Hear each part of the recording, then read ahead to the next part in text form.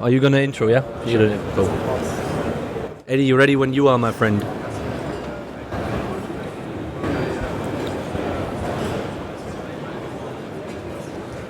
Hello everyone, and welcome to the Frankfurt IAA, the International Auto Show 2019 edition. My name is Eric, and I'm here with my colleague Martin. Hello, hello. So, we have an overview essentially of this show, which is actually ridiculously small compared to what we've seen in the past years. And, we're just going to take you through a virtual tour of what it is that we saw through four halls, basically. It is 4 halls. It's actually half of what it was compared to 2017.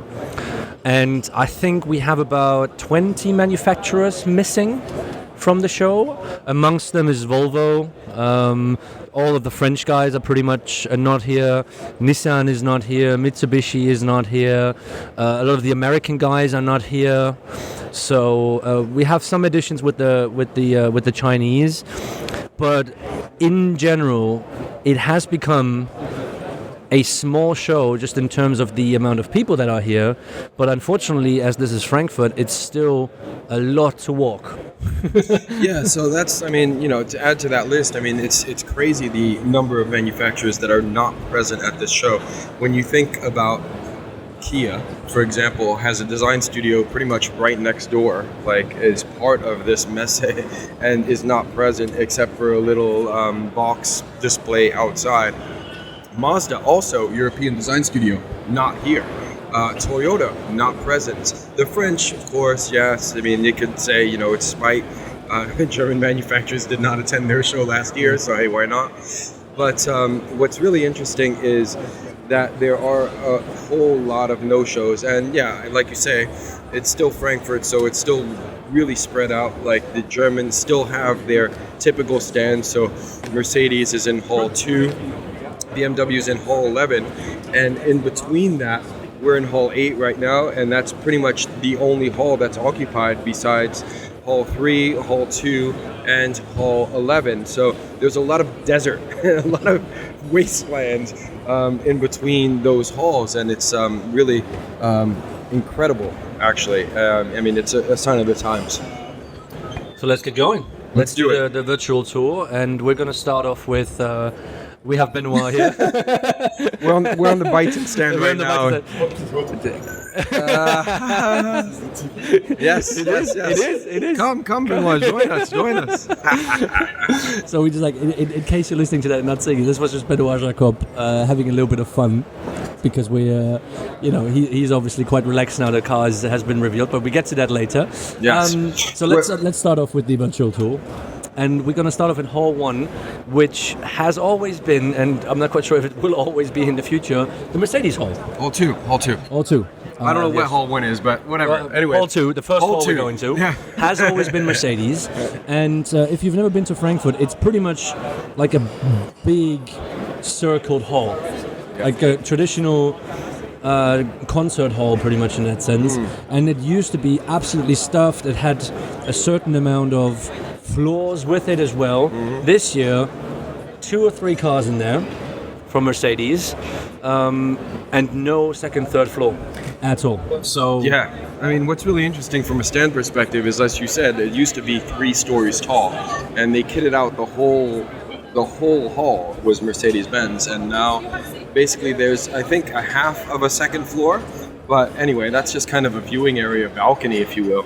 And like you say, there's only a few cars down on the floor. So when you first walk in, there's your typical model range from Mercedes-Benz, but they're not all there in all the different colors. There's some smart cars, of course, and then there's the main concept inside, but it's not even a full floor. It's like a half of the Hall 2. So it's like a half of what used to be a full 3-story tall hall. So anyway, that said, the concept car that took pride of place at the center of that stage was the EQS, I believe, yes. And that is essentially a future vision S-Class. It's pretty much an electrified S-Class. Yes. I think this is, we had Mercedes showing us the EQ range of cars, which is their EQ is actually a Mercedes brand, yeah? So it's like AMG. So they see it really as their EQ electrified version of the cars that they have. This is the S-Class version of it. We've seen an A, we've seen a C, we've seen like a V-Class version of it as well.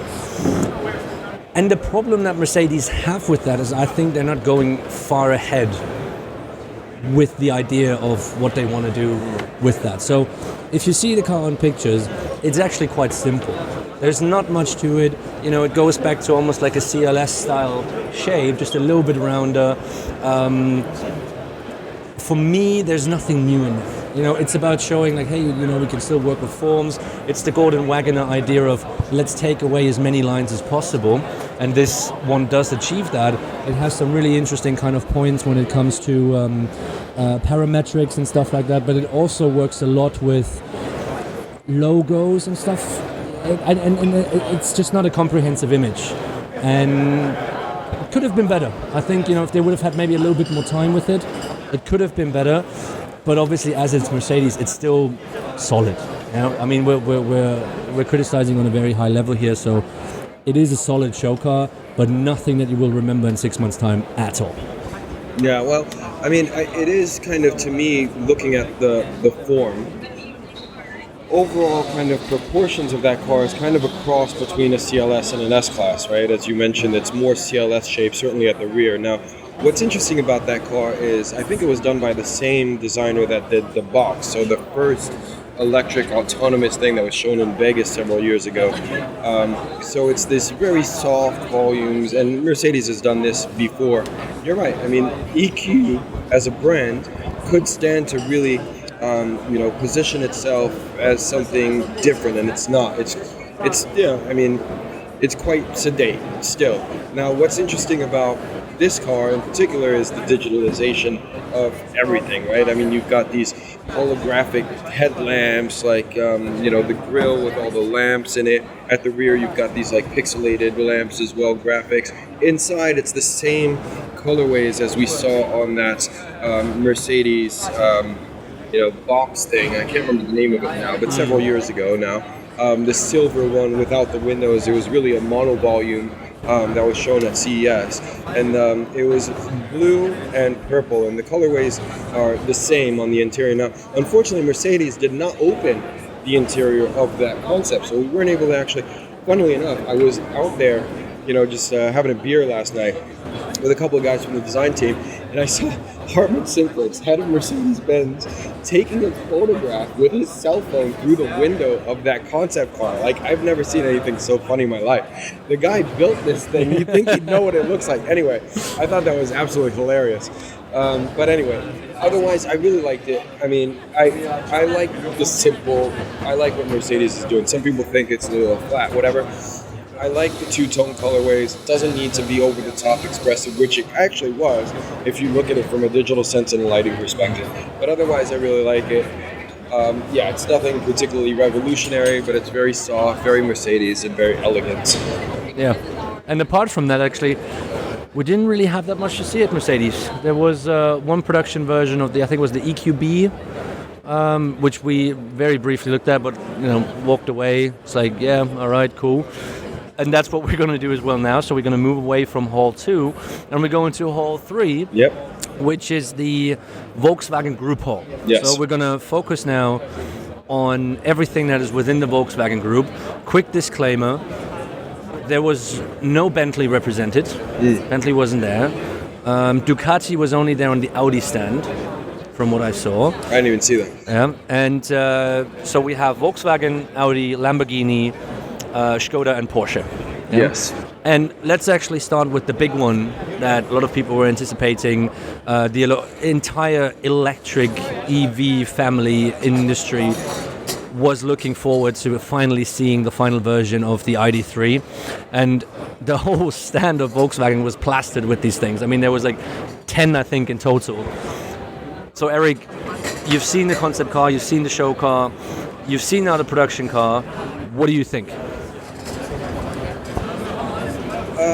Well, it's funny that you would lead with the VW because I would lead with the Porsche. In my opinion, the Panamera, or the Taycan, was the star of the show. But if you want to talk Volkswagen, we talk Volkswagen. It's not the same story over at Volkswagen, unfortunately. In my opinion, it was, it's still Volkswagen. It looks like Volkswagen, but it's nothing particularly groundbreaking, and it's certainly not well resolved, in my opinion. There's a lot of things, a lot of unanswered questions, a lot of reasons. Like, why was this done? Like, it was this like black applique on the hood. Now, I didn't speak to anybody about this. Maybe some designers can answer some questions here for me. But at the same time, I think if a design doesn't speak for itself and needs explanation, then it's really not very good. Now, unfortunately, from my perspective, I'm looking at that car and I'm thinking, there's so many issues that I have with it. And, most people know me. I generally like to be positive in my, what it is that I talk about. I like a lot of people at Volkswagen. I think they've done some extremely good things. But with the death of Page, unfortunately, there's been some corners cut. And you can see that from just the overall resolution of that design. Now, if you just take one element, besides the hood black applique thing that I have no idea what it's there for, there's this trim element over the DLO, which is not even a straight trim line. It's not even one piece. There's this cut over like the C-pillar where you're like, why is it there? I really don't understand why that's there. Now, also, there is a lot of different things going on in terms of colorways, in terms of personalization for that vehicle, but there's a lot of things that I don't understand. Like, why would you make this car electric, though it may be, appliance though it may be, with a white steering wheel? Yeah. Who the hell wants a white interior in a car? Yes. That is going to be looking like crap in no time, and that's just a shame. So there's a lot of elements. Also, what's up with like little buttons and like, I went in there and I sat through a whole explanation, wanting to give the car the benefit of the doubt, sat down and watched the whole kind of HMI, and, there were people on hand to kind of walk you through it. And there are some really cool, sounds that are played when you touch certain commands, and, voice activated, of course. I mean, there's a lot of cool, interesting things, but I think the way that UI and that interface works is not ideal, and there's still redundant stuff going on, and it's just that whole HMI and that whole UI is not up to par. So I was quite disappointed, unfortunately, but I was speaking to someone last night, and I think ultimately, because the Peisch era is over, it's very much it's good enough. Yeah. Let's get it out the door. It's going to be available in 6 months. Order books open now. And, if China gravitates towards the VW brand as they have in the past, this is going to put a lot of people out of business over there, because the VW badge, it might not be Golf level quality, but it is good enough. And it's way better than some of these things that we've seen coming out of Chinese automakers. You mentioned something very interesting, and I think what you just mentioned in terms of the design issues that the whole thing has comes through the pressure of pricing. Developing a electric platform is very expensive, and we will come to that later on with other electric cars that are present over here. And the build quality of this entire car is not anywhere close onto the Volkswagen level that we expected. Absolutely. I mean, our producer Eddie and I, yesterday evening, before the end of the show, we were actually sitting in the car as well, about 15 minutes, and Sam Livingston from Car Design Research joined us, and he was sitting on the bench right behind us, and we're having a really, really good conversation. And Sam said something really interesting: is this is not a revolution that the Golf used to be. If you look back into the 1970s Golf, the Giugiaro Golf came out, and it was clearly the successor of the Beetle. This feels much more like an e-Golf, and it's not the same quality as a Golf because the platform is so much more expensive that it simply feels cheap. And the problem is, and what you just mentioned, is this car will only come out in Europe first. It will take about a year or a year and a half if that comes out in China, which is a major market for them. So this will be presented in Europe first to a first edition price of 40,000 euros. just to give you a little bit of an idea, the car that you see behind us, which is the Byton, in the configuration that it's here in the production version, is 45,000 euros. Yeah, the car that we're going to talk about later, the Honda, in its high spec is going to be 30,000 euros, which is the low spec Volkswagen, ID3. So for me, it doesn't really show that it's a Volkswagen, and the design doesn't help it, because what I see in the car is, Volkswagen has always been a bit positively bland. Yeah, they were always conservative, they were a bit quiet, they wanted to be, an appealing car for the masses. But this one is not doing that anymore. This one is just boring. And, that's something that I just didn't like about it. And unfortunately, if you would ask me today, why did so many people pre-order the car, I couldn't tell you, because I'm so disappointed with the build quality. Is that I would say, just if you paid 35,000 euro for that thing, that's not a good investment, quite honestly saying. And from a design perspective, that goes hand in hand with the design quality that goes to it. So, so I'm not majorly happy about it. But what I do like, and you mentioned this just now, and the reason why I wanted to kind of open up with the Volkswagen was to have that kind of move over to the real positive side of what EV can look like. Obviously, completely different price tags is the Taycan, the Porsche one, which I think it was really annoying that it didn't have the world premiere here, because it would have boosted the show to a massive amount, would have brought way more people in here. Oh, it's still hugely popular. It is still hugely popular. They have a lot of them around here as well, 5 I think on the show stand. So what you already mentioned you like the Taycan, but show us a little bit more why you like it and what do you like about it. Well, I like the Taycan for a number of different reasons. I want to go back to what you said about VW very briefly, though. It's it hasn't always been boring. I would say that it's just quality design. It's not, extremely inspiring, perhaps. Yeah, I'll take that. But it's always been very good, very well resolved, very pure, and very well done. And certainly Walter de Silva had a lot to do with that, and Aish as well.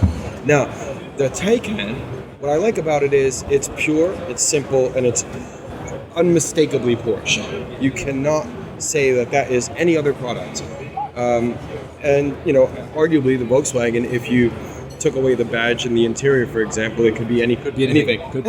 It's very true. So, very true. And what I love about Porsche as well is, yes, it is expensive, but in terms of quality, what you're getting with a Porsche. It's unmistakable from a brand identity perspective, from a servicing perspective, the volumes, the proportions of that car, everything is damn near perfect. And it's so close to the Mission E, which was unveiled, 4 years ago. They probably, always intended it to be as such. And I think it's just absolutely massively appealing. I love to drive. That's my main reason for being in this entire business. I love cars, I love to drive. And that is a car that I would see myself in quite easily. Yeah. I just really love everything about that. From a sustainable performance perspective, even if we don't start talking numbers and compare it to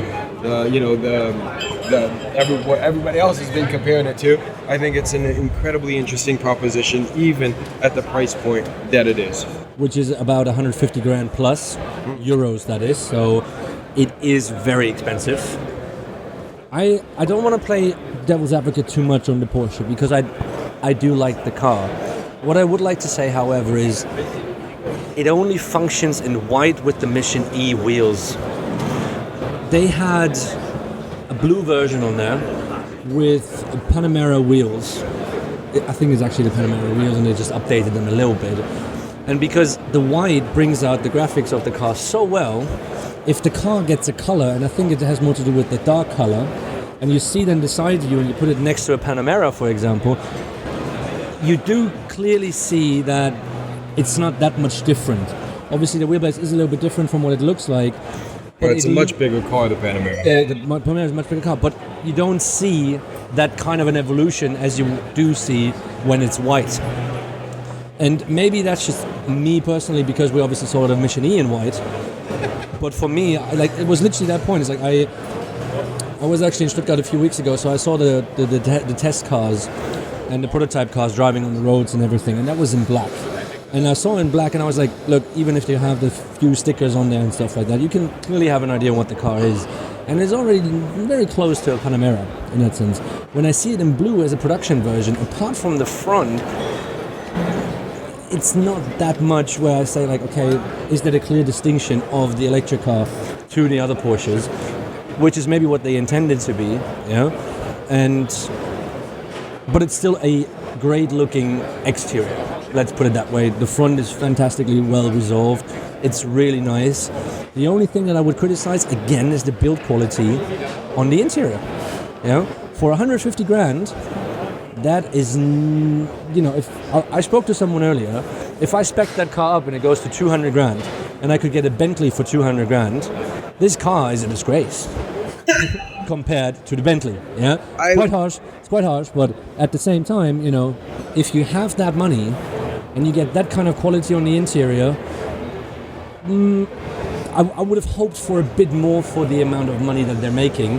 But obviously Porsche is the most profitable car company in the world, so there's a reason why they do things like that. That's the only little setback I have. Interior-wise, I like it. It's clean, the displays are well resolved, the UI is great, it's simple, there's not too much, it's still unmistakably a sports car, but you still can take your family with it. So from that perspective, all okay with me. Like I said, I have to kind of be a bit picky from time to time with certain things, but the Taycan is definitely one of the stars of the show. If not, some people say yes, some people say no, the star of the show. Yeah, I would agree with the latter. Obviously, it's been displayed before, but I think it is definitely the star of the show. And I would have to argue with you on the interior quality, because I think Porsche has always been up there, and I think it still is on this. And also with the Bentley comment, because this is a very, very different proposition than a Bentley. If you're not going to buy a Porsche Taycan, if you're going to cross-shop it with a Bentley. Price point regardless. So anyway, that is my take on it. The only thing that I would say negatively on that car is, what is up with the stupid name? Come on now, Turbo. That is ridiculous. That's it. Let's leave it there. So, moving on. What's next to the Porsche is the Cupra. True. Cupra is in the middle between Porsche and Volkswagen. Yes. And it's a little bit hidden actually, with these kind of big two electric vehicles. But actually, the Tarascan, I think it's called, the concept car, was probably the best show car of the Volkswagen group that was on display there. They won a lot, but this one was actually really good. We did really enjoy it. We had a nice conversation with Alejandro about it as well. Yeah, not much else to say. This was really good. I think it's great. Great color and trim again. I mean, I've said this before, but the guys over at SEAT, they've just figured out a really nice color and trim, a superb blue as well. I think we've seen this blue once already, but the color, incredible. It's a matte blue. I just absolutely love it. The bronze kind of points to it. They know what they want to do with the logo. They know how to implement the logo into the lighting and everything. It's just well done, and we're actually hoping that this will get close to production. Alejandro told us it's very far advanced. Very near production. Yeah, it's very far advanced. It's only millimeters off, I think, in terms of height and things like that. Obviously, it's a concept car. They're allowed to cheat a little bit in terms of wheel size and height. Yeah, and width a little bit as well. Yeah, but we were quite impressed. It was one of the first cars that we saw. And it obviously stuck to our minds. So yeah, I really do like it. I think for what it is, an electric SUV, it's just the right amount of sporty. It's also elegant. It's got that Spanish flair. I like what they're doing in terms of graphics, the grille, the kind of sharp nose front end. There's a lot of things to like on that car, and I think for the market, especially on the interior, as you mentioned, color and trim, lighting wise, I mean, there's a lot of really cool elements within that vehicle, and I think they kind of hit the nail on the head with that. I think it's going to be a very successful product, and I'm very proud of what the SEAT team has accomplished with that, where it's not a separate Cupra team, but nonetheless, the Cupra brand is giving them, a certain amount of leeway where they can create something that is quite specific and different than anything that we've seen coming out of Seat or Volkswagen Group in general, and they're playing on that, and they're doing a very, very good job. It's a bit more upmarket as well, and you can see that as well. And look, a lot of people think they know what luxury is, what premium is. You don't have to be in those kind of markets to make good quality cars, and Cupra is showing exactly that. And that's what I like about it. It's not a wannabe.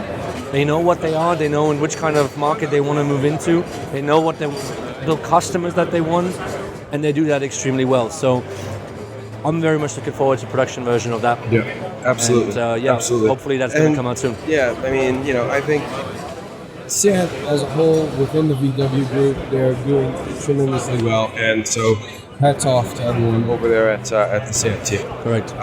So moving on then, Skoda, you said you wanted to talk Skoda, about. just very briefly actually, because they showed the Superb IV or Superb 4. I'm not quite sure which is the right name. Probably 4, I'd say. The IV would be really strange, but this was actually a show car that was very, very near to production and had a really, really cool color, like the yellow gold coloring before. This is the production version of it in blue. And the reason why I just wanted to include it is just like kind of same to, like as is with Seat and with Cupra, is to kind of just show you don't need to have much money to do good cars. Obviously, Seat is in a good kind of, Skoda is in a good kind of direction, and they have the platform of Volkswagen, which helps them to save some money. But they're just making solid, good cars. That's the point. And, that's something that a lot of people sometimes forget to do with all the gadgets and all these things, is making solidly good cars. And that's why I wanted to include Skoda, because I think for what it is, it's great. All right. I didn't, I agree with you. Skoda's doing very well. I didn't actually spend much time on that stand at all, so I don't even know what you're talking about. But I did pass by the Audi stand, and that's something that I'd like to actually discuss. Audi is here showing all 4 electric vehicles that they've produced. So from the PB18 to what we saw in Shanghai, the AIME. The AI series, I think it is. Yes, absolutely, yes. And so this is the, what is it called? AI... Trails? AI Trails. Okay, so it's a 4-wheel drive, off-road concept, monovolume box thing. And it's completely at odds with what VW or what Audi has done in the past. But it is, very much in your face. Now, I mean, you've spoken to some people about this. You've gotten some feedback. I actually haven't spent that much time looking at that vehicle, I must confess, and I'm sorry, but it's not that big of a show. But I just, I didn't spend that much time. First of all, it was like for such a big stand, they're showing a hell of a lot of cars, and Audi knows usually how to display. I mean, I remember like one display in LA, I think it was, they had all of these different cars laid out with the different colors, red, white, and blue, and it was just a fantastic display. This is not a fantastic display. For a German home show, the cars are too damn close together, you can't even get around it, it's just really, really tight, and there's a lot of people obviously because Audi is a very important brand and very interesting brand, and there's way too many damn people on the stand. Yeah. And so, I mean, I was like, maybe I'm just getting too old for this, but I couldn't be around all that many people, and so I missed out a lot on that car. So maybe you're better placed to give us an opinion on that. I mean, I've spoken to a number of people now because it was quite a surprise. I mean, it's an off-roader. It's a 4x4. And it's supposed to be a fun car. And I just don't understand why Audi would show something like that. And I'm not really a big fan because I read a Twitter, like someone posted something on Twitter, and I think that's what captured it really, really well. And I do apologize that I can't remember who actually tweeted, but it says like, a RCA 2002 student wants a student project back. And that's exactly what it is. It's harsh, but but compared to the AI Me, to the the AI Con, also to the PB18, this doesn't fit the build. The PB18 could be reinterpreted as an R8 successor, like a racing car. The AI Me could be a successor to the A1. The AI Con could have been a successor to an A5 or something like that. So you saw that, the kind of development and like the thinking that behind it. And I understand, like, people told me, like, yeah, but what about Quattro? And I was like, but Quattro was a technology. It wasn't necessarily something that Audi was famous for just because of one car, like a G-Class, for example, or what we come to later, a Defender. So still in rallying, I mean, Quattro definitely has a space. Yes. But this is not that. This is not a rally car. This is pretty much like a G-Class, which drives autonomously, which I don't personally understand. Why would I want to go off-road autonomously? I go off-road because I want to go off-road and I want to drive off-road. Yeah? Absolutely. And I agree. I think a lot of people, what I have been told is the story is good that they want to portray with this, the fun part and all those kind of things. But the problem is you have a show which is on the edge. I mean, we never know if there's going to be another Frankfurt in 2021, yeah? And you show something which has nothing to do with the future of the mobility sector. It's nothing about city life, mega city life, autonomous life, all those kind of things that is actually relevant. The AI Me, I understand. The AI Con, I understand. Like, even the PV18, I do understand.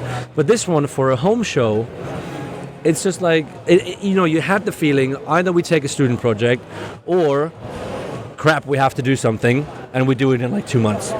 Yeah?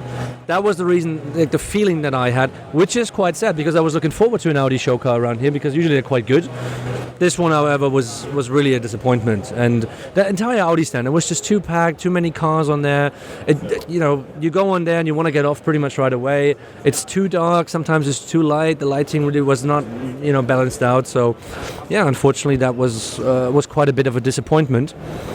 And moving on from disappointments and let's say very, very special cars for very special people, the Lamborghini Sian is the last one in that new in the Volkswagen Group Hall. V12 hybrid, fastest Lamborghini ever. Had some kind of crazy coloring, like a gold, a lot of gold in there, a lot of carbon on there. And very extreme. We had a bunch of people, we're not going to name them, but they work for, like, let's say, sports car manufacturers and let's say higher level cars. They said maybe we should go up to them and ask for some lines back that we can put on our cars. So there's a lot going on that kind of car, a lot going on the Lambo.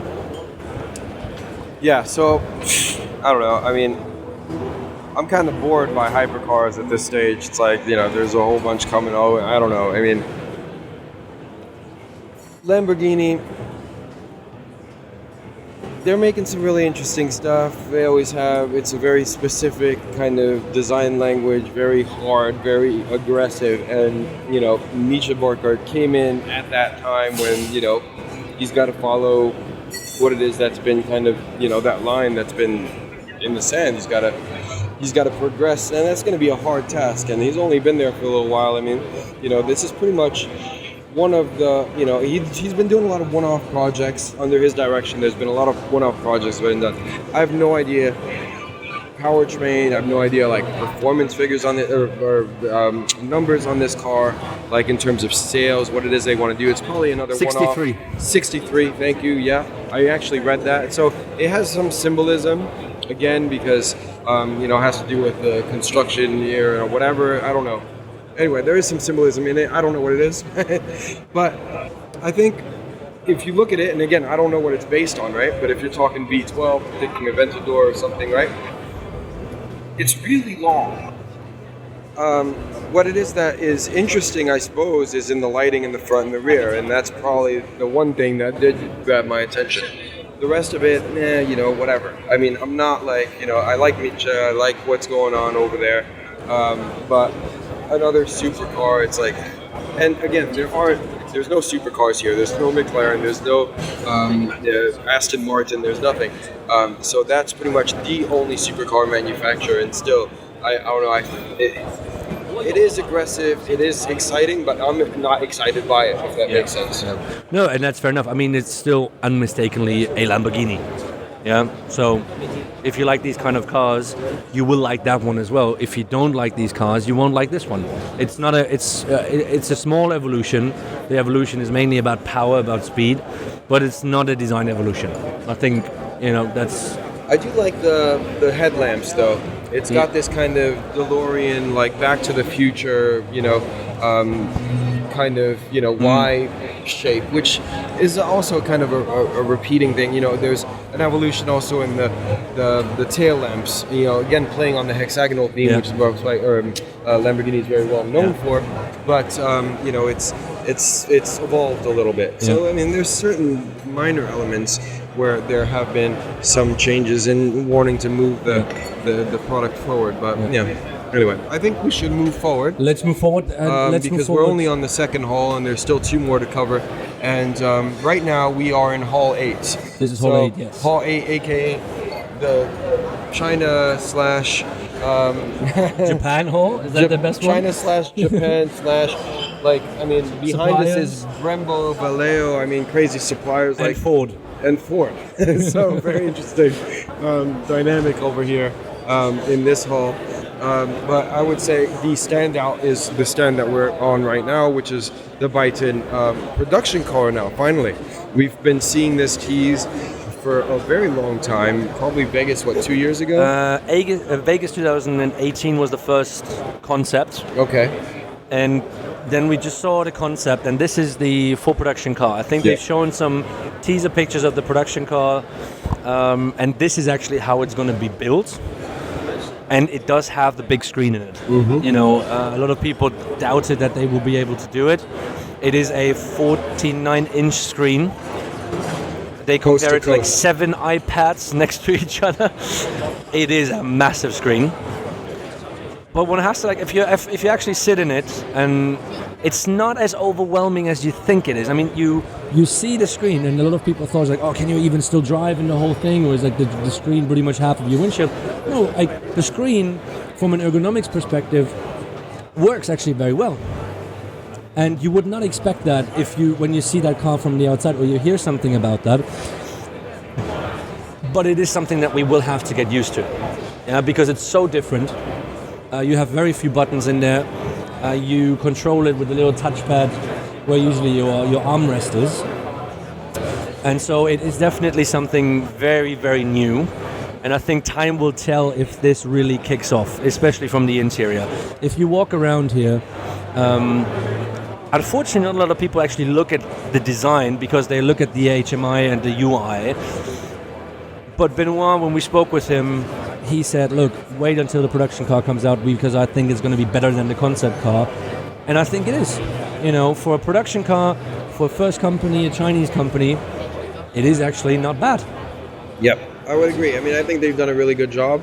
But again, it brings in the issue of the screens. In that car, there's not only the main massive screen. Obviously, you're right, you operate it through your head or through another screen on the steering wheel, which it's like we're in peak screen territory over here. You can't get more. You don't need that many screens. And again, perhaps when you're driving around, it's not going to be that big of an issue. But I question driving around at night with that screen on. I don't know how that's going to impact you from a visibility standpoint. Sure, if it's purely autonomous and you're watching this massive screen and it's emitting light because that's what they do, it'll be fine. But we're not there yet. We still have to drive cars. And that's the thing that people just don't really get. They're employing all of these designers in automotive manufacturers, startups, even in established companies that have some UX, UI experience, but they're not coming from automotive. At the end of the day, you need to know how, to drive, how to operate a car. Because that's fundamentally the issue. That's the objective when you get behind the wheel. You still have to pilot the car. Yeah. So I think, I don't know. I've yet to drive one. Certainly not. I have not driven one. I have not driven one at night. I have no idea what the deal is. We were actually in the seat for CES. Yeah, I was. We were not there. Driving, of course, no. but it was full day time as well. Yeah. We didn't have the screen itself is not obtrusive, but again, it's do you need that many screens? Why don't you just have that one big screen doing everything for you? Do you need the screen in the steering wheel? Do you need the one in the center console or in the No. In my opinion, you just need a head-up display. That's it. And again, I've mentioned this in the past, I'm not a big advocate of screens because again, The task at hand is driving. Like, and I've said this before, one of my favorite ever cars is the A7, previous generation, not the new one, and the previous generation A6, where you would press a button and the screen would retract into the IP. And I love that because I know how to get to work. I don't need to be looking at a map all the time. You know what I mean? I know the commute. I've been doing it 10 years. I don't need screens taking over my cabin space. I want to say one thing about this, and what I like about it is it's just trying new things. And of course you can talk about, you can like it and you cannot like it, and I give everybody, the opinion that they want to have. But it is trying something new. It is not just copying what everybody else is doing. It is really pushing the effort of what else can we do to maybe step ahead. Yeah. So this is the thing for me. It's like it's trying something new. Do you like it? Do you not like it? I'll leave that up to you. But I do appreciate it, and I think time will tell what's going to happen with it. And I'm absolutely happy. I'm absolutely fine with it. Like I said, the exterior is plain solid. Probably one of the best Chinese cars from that side. Yeah. So definitely, absolutely no problem about that. But we will see what's going to happen with it. Yeah? And this is where the driving experience will help us.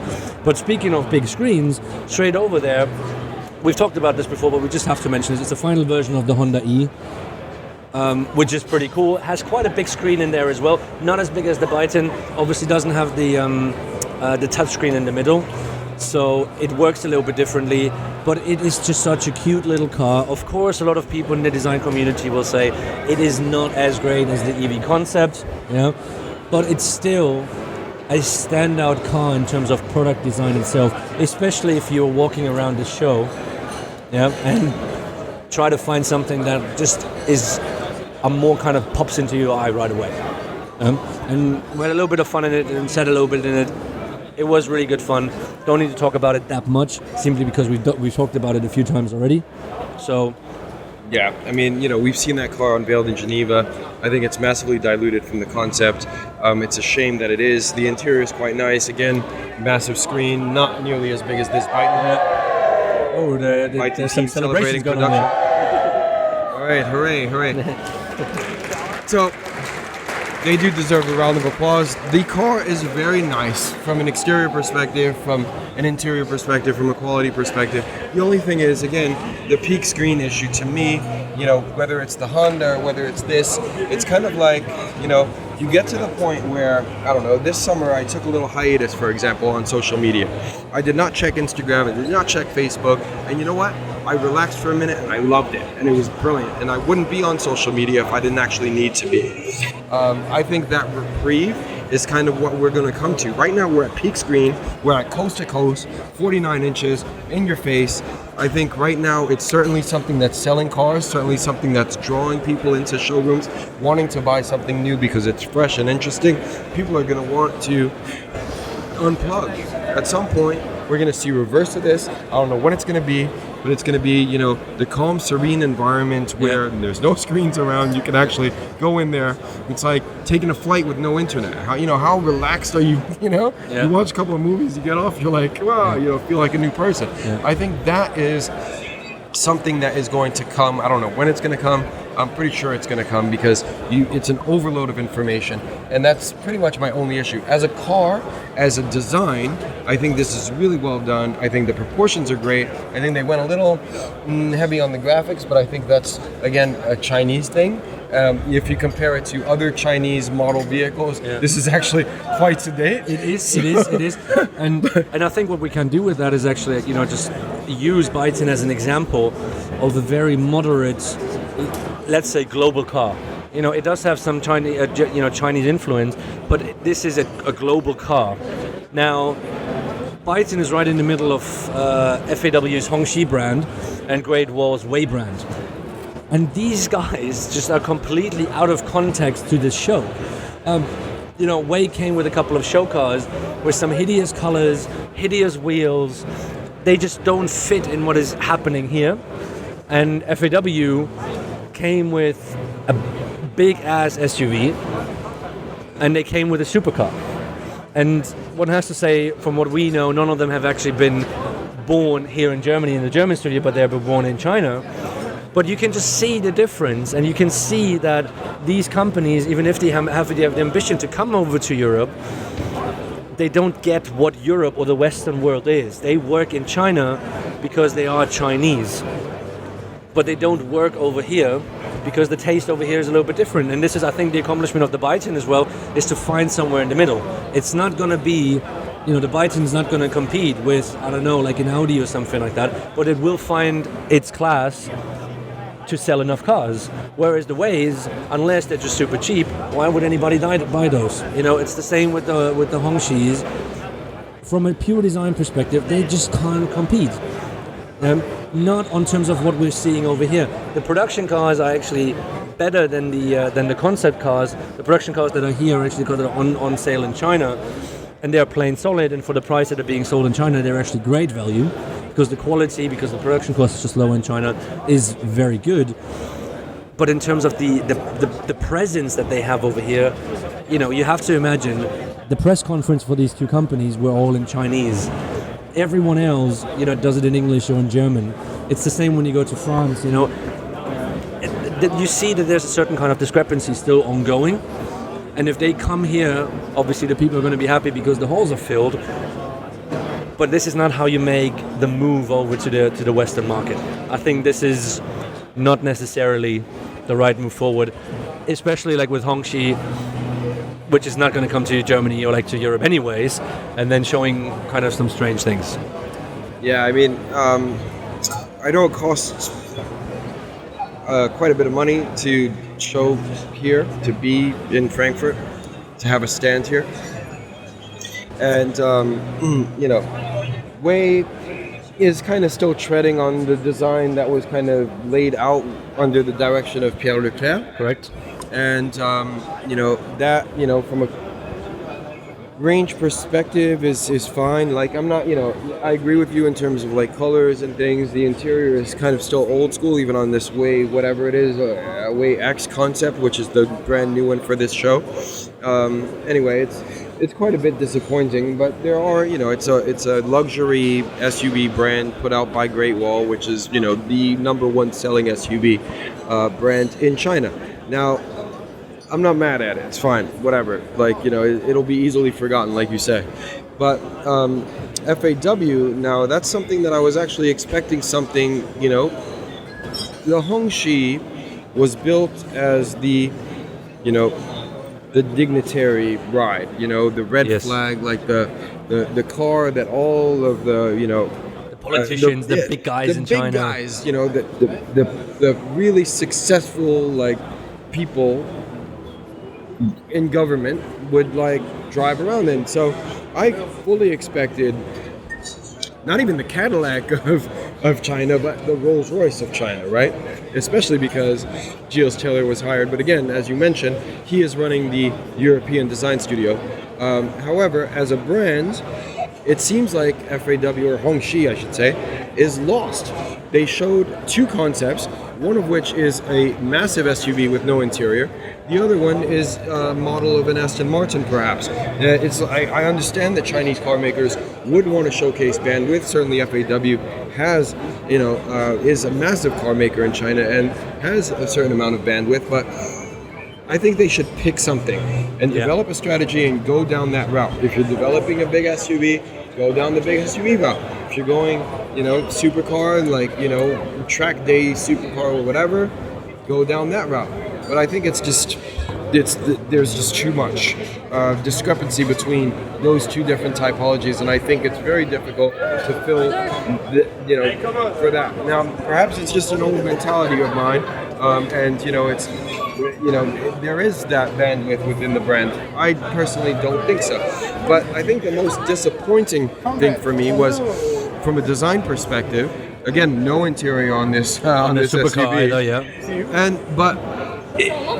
Why? Okay, so the thing is massive. It's like 5.5 meters. It's like an 6 meters. X7 plus, it's huge. Massive. And I'm not a big fan of, ostentatious grills and whatnot, but I think the thing that bothers me the most is all of the detailing on that car is bright chrome. And then there's this side vent a la Range Rover, a vertical vent that's gold plated. Why is it gold? I don't understand why it's gold. It's so shocking, so jarring to have that. And then from the badge as well, there's this like line up on top of the hood, which is another, decor piece, which is gold. Those are the only two elements that are gold on the car. I don't know. It's to me, I didn't get it. And But it's again, it's on the one hand, it's almost like the cliche Chinese wannabe luxury car, like to show something like, maybe this is what the Chinese luxury guys want. I don't know, That's something that we can always speculate about. But if you see that in a Rolls-Royce, the Rolls-Royce is not that extreme. There's always something classy about it. You can obviously destroy a Rolls-Royce as well, let's be honest. But at the same time, it's just not the same thing. But let's move on. Yes. Let's move out of Hall 8. Let's get out of Hall 8, yeah. And let's go actually to our favorite hall. So we're going to be talking about Land Rover, we're going to be talking about Hyundai, and we're going to be talking about BMW. Yes. What do you want to start off with? So Hall 11 was, I spent probably the most of my time over there in Hall 11. Me too, yeah. I really did enjoy it. And again, let's go back to our earlier point, which was back in the day, BMW owned all of Hall 8, all of Hall 11. Yep. They had a racetrack in there. It was massive. It was all BMW. And this year, BMW is occupying a space in the way back and sharing the hall with Land Rover, Alpina, Hyundai, Opel is in there. Mini is in there as well. Crazy. So everybody's in there. And I don't know. I'm going to start with the first one that we see when we come in, which is the Land Rover. I guess it's not really the first one. It's kind of tied. On the right is Hyundai, which we'll get to. On the left is Land Rover with the new Defender, and the new Defender has been a long time in the making. Something that people have been waiting for forever. And they went back to the drawing board once after the showing the first concept. This has evolved a bit. Is definitely way nicer than the original concept, the DC100. Yeah. And that is. I think it's a home run for the car, for the brand. It's obviously a very, very different proposition than any Defender beforehand. They're hitting a totally different demographic. This is not a farmer's car, not by a long shot, especially when you consider it starts at $60K. And once you start kitting it out with options and stuff, you're easily in the 80,000 to 90,000 euro or pounds mark. Easy. I think the first one that sold was over 110, maybe 114 and change. The first orders that came in yesterday. And that is a chunk of money to spend on what has become essentially, no longer, like I said, a farmer's vehicle, but very much an adventure, vehicle, and something that is going to speak to your personality, your sense of adventure, and wanting to go out there and experience the meaning, and rightfully so, because we're living in a different age. Of the Defender has now changed. This is not the car, and I think this was the best kind of explanation that I had. This is not the car that you're gonna buy to have patina on it. This is a car that you want to take care of so that it's not going to have scratches on it, that it's not going to have holes in it and all these kind of things. The first kind of Defender, it wasn't great to drive, but it was easy to maintain. So the people loved it because it was relatively cheap. It was easy to maintain. It was easy to get spare parts for it, and you can do whatever you want with it. This one is much more a modern day SUV 4x4. And it looks very modern and it looks good. I personally prefer the smaller version. So there's the Land Rover Defender 90, which is a 2-door, and then there's the 110, which is the 4-door. I personally love the smaller one. I just think it looks a little bit neater. It looks a little bit more, like a cool car. The bigger one is just like, you can fit your family in there and stuff like that. But that brings me to one point.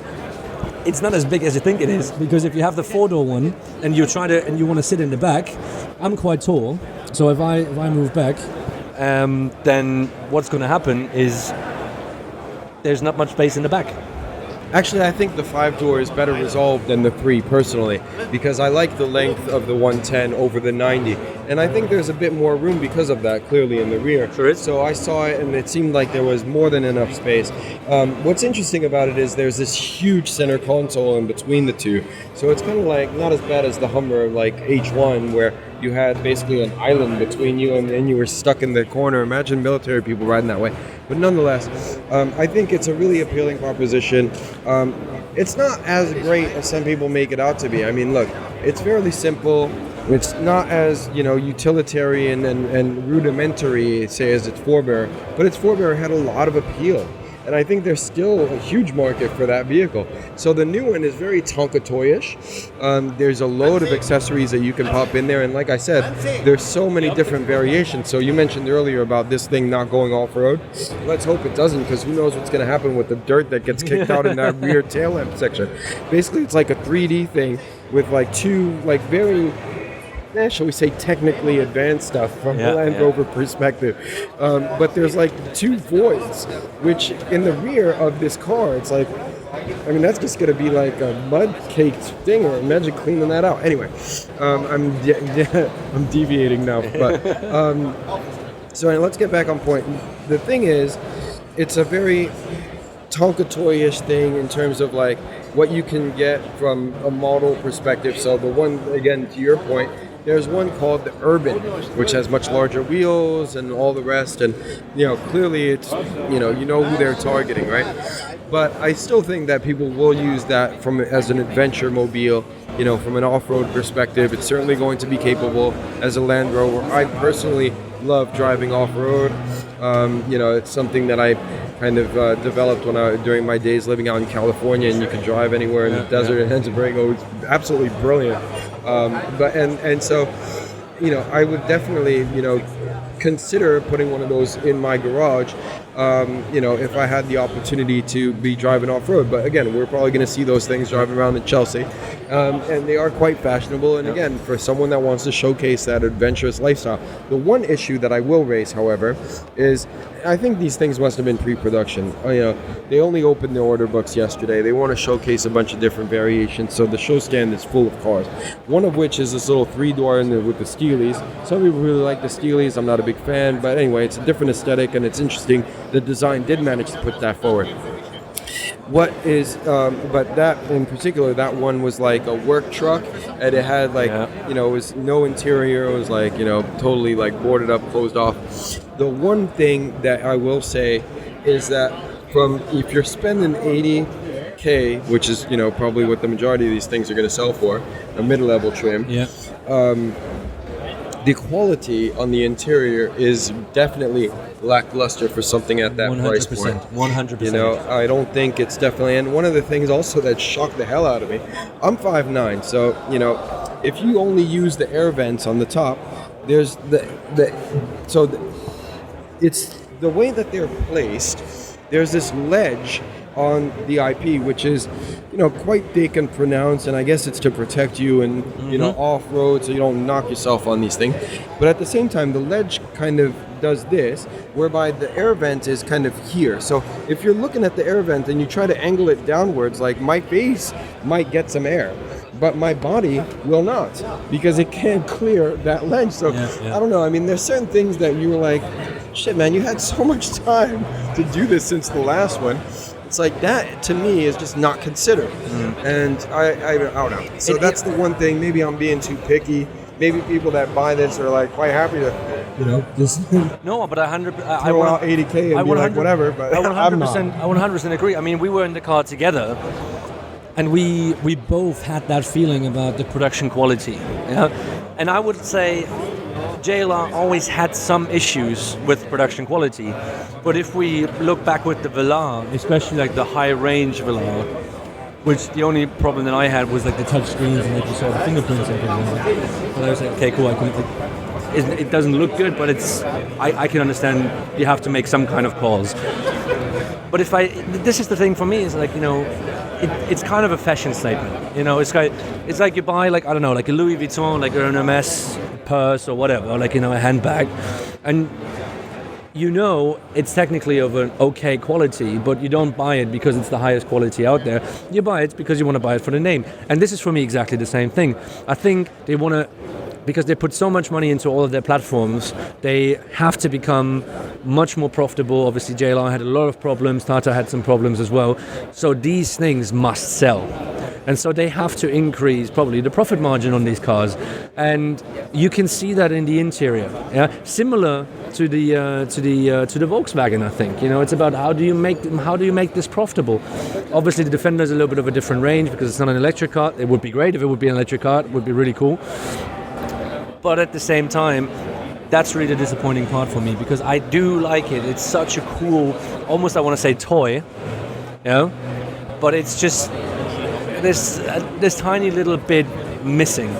And I think this is what sets the Taycan apart, because we had this conversation yesterday, and I did say I do prefer the Defender. I was not sitting in the Defender yesterday, so I only saw the design, I saw it from the outside. So what happened was I said, look, I like the Defender better because I just like the design better.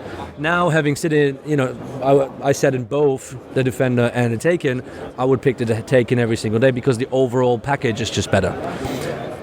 But again, for what the evolution of the Defender is, it's not necessarily a revolution. The revolution comes in how we have to see what this car is nowadays, but it is still a Defender. And I think this is where you have to just say congratulations to the Land Rover design team, is to have been capable of keeping a basis and keeping a foundation of it that you can see it's a Defender, because that was probably a very difficult task and they have solved it.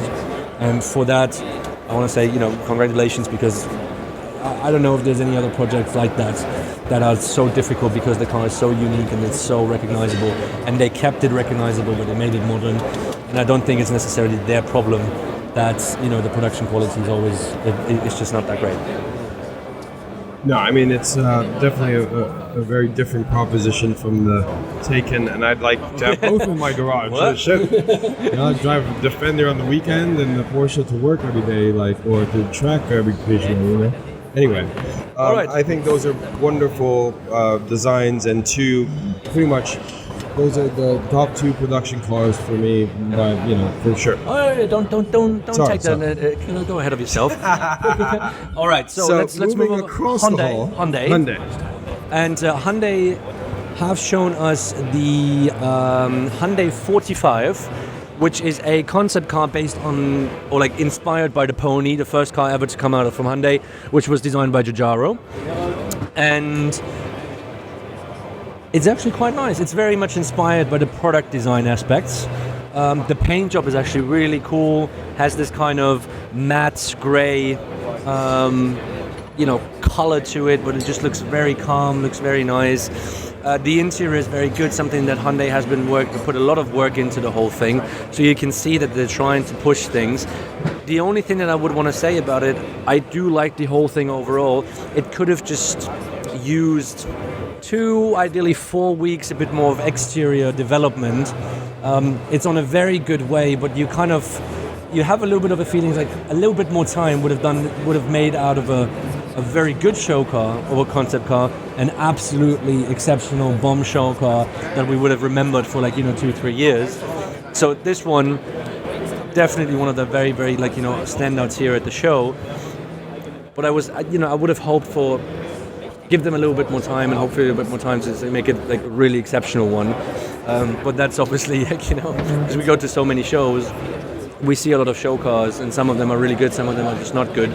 But in generally, that was a really nice surprise, and the teasers paid justice. It was really good. All right, so here's my take on it. I'm on the fence about this because I can argue both sides. One, I do like it. I like this monovolume. Certainly, paying homage to the original Pony. 45, the year that have passed since Giugiaro first came out with that Pony Coupe back in '74, and that car was very influential for the brand, and clearly it was the first Hyundai product. And so they wanted to pay homage to that car, and power to them. I like that aspect of it. I love the 70s. I'm a kid, I'm a child of the 80s, right? So anything late 70s, 80s reference, I love it, right? There's so many cool elements. I'm not a big fan of the wheels and the disco era and all the rest, okay? I quite like the treatment on the wheel arches, that's really cool. I quite like the body side, and how it's really quite simple. It has, again, another story with 45-degree angles, and there's some interesting kind of light, interaction over there because of that. So it's very, very simple from an aesthetic perspective, and it's got a cool, front end graphic, and the tail lamps is kind of like a little. It's definitely very digital and very 80s inspired. I think it's a little too simple on the exterior, and I also think that there is nothing to kind of put it in line with current Hyundai products. So it's like, what make, it's really disjointed, from that perspective, right? i10 also unveiled here, production car, yes, but it's a very different proposition from a form language, a design language perspective. So that is, one of my issues of contention. Again, I love, the people at Hyundai, I really have a lot of respect for everyone on board over there at the team. I know that, you're talking time-wise, that car has developed over a year and a half. For a concept car, that's a damn long time. So it seems like, they had ample time to come up with things. Now, there's another thing, and that's bringing me into the interior. I love the interior. It's great. Take out the Hyundai badge, throw in a VW badge, and it could be a VW. Now, I think a lot of the guys have experience at VW. There's a lot about that exterior form language that speaks to that. Basically, on both sides of it, I really like what it is that they've done on the interior. I have a lot of, respect for the guys over at Hyundai, but you can tell that they've all come through the VW system. From an exterior perspective, there is a lot of VW referencing, elements, I would say, from a purity, a simple, perspective. But again, the interior is very much it could be a VW product quite easily. It could also be a Volvo branded product. And I'm not saying that, Scandinavia is very much on trend right now. We're seeing it in the IP, the treatment of that. But, you look down to details, for example, there's a little 45 kind of badge signature on the Volvo. Like a Volvo on the seats. The seat belts, even, like the way the colorways for sure, even the carpeting, like within that car, the way that, so there is a lot of kind of inspiration, I think, that came from Volvo and certainly from Scandinavia. And again, Volvo doesn't own Scandinavia, it's very much on trend, but I can't help but see the references in that. So again, I like it, but how does it fit within the brand and the interior? The one thing, however, is that there is consistency within that product, which is very much an electric driving out there, and the spaceship-looking autonomous thing that was up on the very top correct. stand. Yes. There's definite consistency within that. Now, how is that going to inform Hyundai in the future? I don't know. But I think the Namyang team, which is who's designed these, is quite strong, and Sang-Yup Lee and Simon Losby and Luke Dunkelog deserve some credit over there, as does the entire team. So So, credit. Last but not least in terms of the show, then we get to the quick best of the best. BMW. One very quick word to an absolute hideous thing is the X5 Venta Black. So we've seen this. It's absolutely ridiculous. You show a car and you paint it in such a color that you don't see the form. Why do you even show it? It just doesn't make sense. So I don't know if it was a marketing gimmick whatsoever. It's just ridiculous. Yeah. So hopefully they don't do it again. Now, 4 Series. Or I know it's called the 4 concept. Yes. Quick one. Nice body side. I do like the rear this time. And the front is a freaking Bieber. Like, what are you doing? It's like, Adrian van Hooydonk was saying in an interview recently, it's like, oh, we want to use the kidney as an expression of the size of the car and the range of the car. So X7, 7 Series, very big kidney. This kidney was even bigger, and it's a smaller car technically in their brand. Like, what are you doing? You're so inconsistent in your communication, you're inconsistent in terms of what you're showing. I just have no idea why. And it's, again, I hate to do the BMW bashing, but it's just like, it's not consistent. Like, stop doing these kind of things. It's like, it's consistent in the sense it's bad, but that's the only thing. Yeah, that's pretty much my take on that. Yeah, so the Concept 4 I thought was really quite nice, actually. If you save the kidney grille, I'm not a big fan of what's happening there. I did have quite a long chat with Adrian van Hooydonk, so I'll publish a story about, what's happening within BMW at some point. But I think from in terms of what BMW's come out with in recent times, I think that this is probably one of the best cars to come out of BMW. And I say that, not lightly, because, we've all seen what has been coming out of, BMW, and it's not been great, and that's quite unfortunate. So anyway, I did publish that on Instagram. Somebody came up to me yesterday at Designers Night and was like, were you serious? And I said, well, yeah, if you put it into context, it's actually it's the best thing to come out of BMW in recent times, and that's without a doubt. That is the case. But again, the issue, the kidney grille and the size of them and the shape of them and whatnot is always going to be an issue of contention.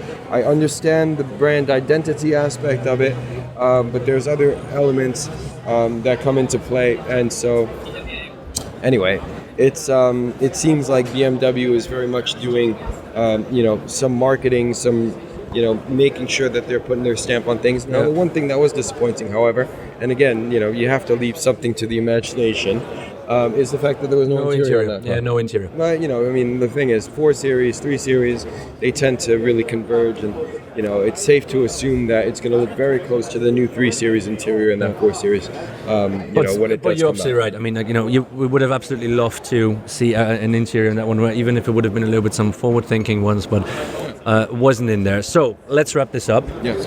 Because they just announced they're going to close the show. And so, very simple. We're going to do best concept of the show, best production of the show, worst of the show. Eric, in short and sweet, best concept of the show. Best concept would be the Hyundai, mainly because whilst I'm on the fence, and there are some elements that I like and some elements that I don't understand or don't like, mostly don't understand, is that it's pretty much, it's thin on the ground in terms of concepts, and that definitely takes the cake by a long mile. Yeah, agree, 100%. Also, very few concepts around here. Yeah, exactly. So it's definitely by far the one that's wins by default. That's wins by default, almost. But no, yeah, it's very good. It was a bit of competition, but it's all right. All right, now best production car. Best production's got to be the Taycan for me. I'm not like a Porsche fanboy, but I think it was to be expected. They didn't sway. They came out with something that is absolutely gorgeous and is just brilliant, I think. And for me, that is the production car of the show.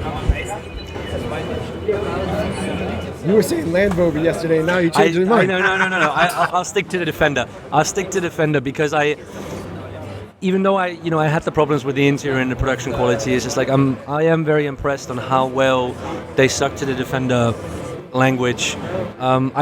For me, it's a coin toss. Defender or Taycan, both deserve it. You could even bring the Byton into the conversation as well, simply because it's so impressive that they could bring a screen in that size into production. But yeah, for me, Defender. Also for a first car, for a first car, again, it's another thing. So for me, it can be the coin toss between the Defender, the Taycan, and the Byton. They're all equally, important for the production line, the different kind of directions. Obviously, the electric cars as well. But I'll take the Defender because it was just my gut feeling. Now, worst of the show. anything that you want. Worst of the show has to be this Hongxi thing, man. Like I'll give the supercar a pass just because whatever. Like it's not even worth it. But the SUV, I think they had a shot to make something that was interesting. No interior, so I can't judge that. But what I can judge is the absolute mammoth, SUV. Like not very. Just not elegant. For a brand like Hongxi, they should be doing something way better. And again, that I can't get past that color of the air vent type thing, where you're like, what are you like? Anyway, so that for me is no. I'm sorry, I have to give that a big thumbs down. I'll take the Volkswagen ID3 because I had very high expectations and I was hoping for really cool stuff.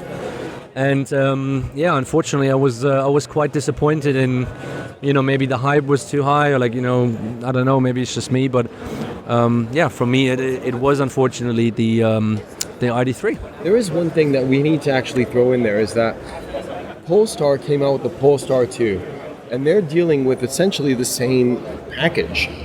Almost, and yet they've managed to make that car look really more desirable. Yep. It's probably not going to hit the same price point. We're talking Polestar products, right? Yeah. Polestar is like stratospheric in terms of pricing, and they probably will get it. Yeah. But when you think about essentially the same package and how the two different companies approach that, paradigm, that problem, it's and the solutions that they that might also be part of the size of the companies, but that's up for another podcast. Yes. So we would like to thank you for listening.